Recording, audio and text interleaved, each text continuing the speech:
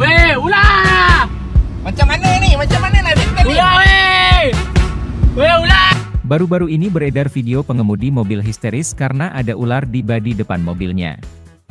Video yang diunggah akun TikTok Epanwo ini memperlihatkan momen saat seekor ular santai berlenggak-lenggok di bodi depan mobil teman si pemilik akun.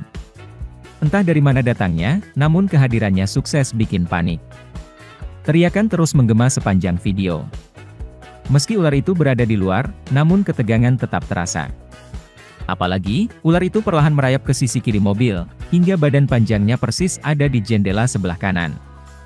Namun, endingnya sesuai harapan. Ular itu tiba-tiba saja jatuh di jalan, membuat si perekam langsung tertawa bahagia dan tak lagi ketakutan. Weh, ular! Macam mana ni? Macam mana nak dekat ni? Ular weh! Weh, ular! Weh, tak speed ular main tak speed. Weh, ular cucuk angin weh. Ular weh! Weh, ular weh! Jatuh. Jatuh. Weh, ular weh! Laju weh ularnya. Kepala bahana dia. Weh, ular weh! Tengok ni bapak dia ular sial. Tak, aku yang... Wah! Bodoh! Alah, babi! Alah, jerit! Takut! Ular! Alah, bodoh!